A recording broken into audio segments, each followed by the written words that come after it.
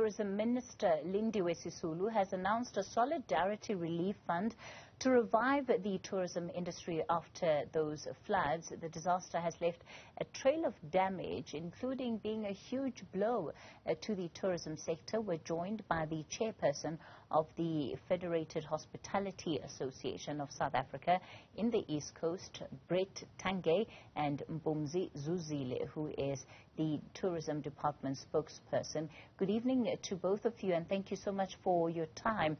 Brett, let me begin with you. You know, KZN, like many other economies, was just trying to rebuild following COVID-19 and even the unrest that it saw. How has the tourism sector been affected?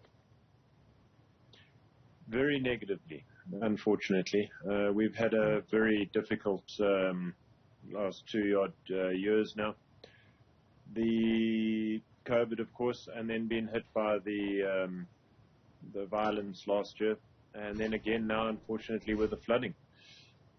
And the problem with this is that we've got a twofold impact on the tourism industry. The first is actual physical damage, where there has been property damage to a lot of resorts, hotels, caravan parks, guest houses, all across the coastal regions. But also then the secondary damage of perception. You know, large parts of KZN weren't affected virtually at all by the heavy rains. You know, the Midlands, the battlefields, Drakensberg, the game parks up in the north. Yet we've all been tarnished with the same brush that the entire province has been damaged. So we've got two things to do here. We need to rebuild our reputation as a province, as a destination, as a safe destination.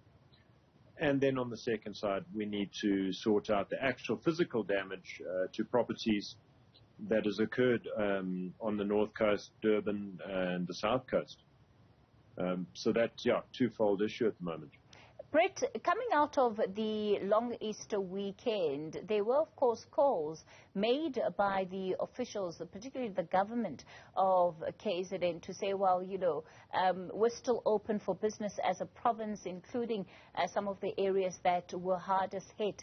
Did you find that those numbers were anywhere near the expectation that the industry had? Yes, most of the properties that were still functioning had good occupancies over the Easter long weekend, though a lot of did have cancellations, especially areas not affected due to the news coming through that the entire province was affected, where it was mostly on the coastal regions. In the coastal regions, yes, a lot of cancellations in resorts that were badly affected in terms of physical damage. There were also cancellations just because people didn't want to go to those areas. The one, yeah, it's never a good thing, but the one thing is that a lot of resorts did pick up occupancy from insurance companies paying for people to have alternate accommodation while repairs or rebuilding of their houses has started or going to carry on. Mr. Zuzile, let me bring you in and talk about then the response by the department to the challenge that is being faced by the industry, particularly in KZN. The Solidarity Fund, who exactly will be targeted here? The Solidarity Fund, it's, if I may just start from when we were still experiencing COVID. The department had a tourism recovery fund, which was used to assist a number of facilities, tourism facilities or institutions that were affected heavily by COVID.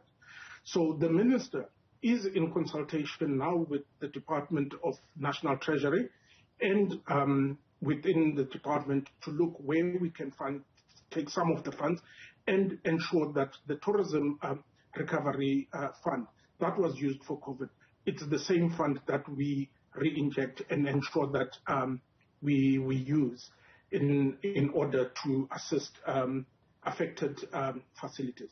The criteria for that COVID recovery fund was everyone who was affected.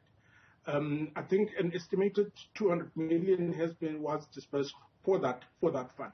So we are looking at a similar fund that the minister is saying that this is a fund that helped. So why now not use a similar approach to assist facilities in KZN that have been heavily affected by the floods? Even, on top of that, the minister also has raised that she is quite impressed by the resilience shown by some of the tourism entities who had managed to use their insurance to ensure that tourism in the province is revived. And she here has been preaching since Saturday to say KZN tourism is open. Next week, this week, we are doing final preparations for the Africa Travel Indaba, which is a huge conference that takes place in Durban. That is the confidence the minister has on the tourism sector in KZN. Of course, you know, just for clarity, Mr. Zuzile, when you talk about the previous fund that had been initiated under COVID-19, that fund faced serious challenges, especially when it came to the criteria that was being applied, and the court even finding that that criteria needed to be reviewed. So when you talk about a resuscitation of that fund, just explain to us, does it mean that the fund... Sorry, Katie, to cut. That's a different fund altogether that you are referring to. Okay. The fund you're referring to, it's the Tourism Transformation Fund, which is still in court that we can't discuss at the present moment. So that is a total different fund. The Tourism Recovery Fund was utilized, and a number of entities around South Africa benefited from that fund through COVID. So this is the same fund that the minister is talking about that will go to Treasury based on the budget and go back and say, Treasury, this is the fund that we had. We are reviving it. This is how do we go about in the process within the budget that we have, move funds from some of the units within the institution, within the tourism department, in order to beef up the funds.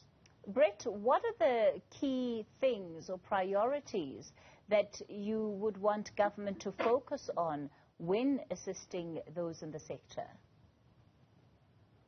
The main one is infrastructure. A lot of the damage that was caused by the floods was from lack of maintenance of older infrastructure, and also lack of town planning, where there's been large developments in areas and there hasn't been adequate spend on infrastructure to keep up with development. And that, yes, we understand that the floods, the magnitude of the water going through was huge. But in a lot of cases, damage could have been severely reduced or actually nullified if the infrastructure had been maintained or developed and kept pace with what's happening in certain areas. So that is the main criteria. The secondary criteria, of course, is marketing. We need to put the message out there to the public that KZN is still open for business. We are the best probable tourist destination in the country. We've got the beaches, we've got the mountains, we've got the game, we've got it all in one package. But we needed to get it out there that not everybody has been affected. We are open for business, and we're a great destination. Mpumzi, some of the things that Brett talks about are not really within the ambit of the tourism department. So while you can help establishments perhaps rebuild their infrastructure, in terms of ensuring reliable supply of other services, those fall under the municipalities. And I wonder how much engagement there will be from the department to some of those municipalities to address these concerns by the sector. Thank you, Kathy. During the assessments that was done by the Department of Tourism, we traveled the entire province within a space of a week. In all those assessing, we were traveling together with local municipality and the provincial department of those particular areas. For instance, in Mkhanyakude at St. Lucia, where is Mangaliso, the wetland.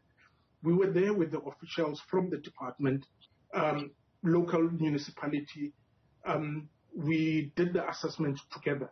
And part of the report that we have put together, that was presented to the provincial cabinet to come up with the figures that needs to we have raised that in order for for tourists to reach some of the tourism destination, the roads need to be fixed. For instance, there is a resort in St. Lucia that is inaccessible altogether because the road to that facility is completely damaged. So the municipality working with the provincial department are working in ensuring that at least that area it's reachable, because we've picked up that, for instance, in that area it is full of crocodiles. The river on the side it's full of. If it is not maintained within the space of a week, we might take even longer to be able to get tourists back into that area in safe environment. So we are working with local government, we are working with the provincial department, even though we know that the roads and water are not part of our responsibility as the Department of Tourism. As like we did in Durban, when one of the biggest hotels in Durban was without water. Sharks Board, together with KZN Tourism, made a plan, spoke to the municipality. Water was ferried to the hotel. So working together as all these three spheres will make it easy for tourism to revive the roads, and then tourism can go back to where it was before this floods. Let's leave it there for tonight. Chairperson of the Federated Hospitality Association of South Africa in the East Coast, Tungay, and Mpumzi Zuzile, who is the spokesperson for the tourism department.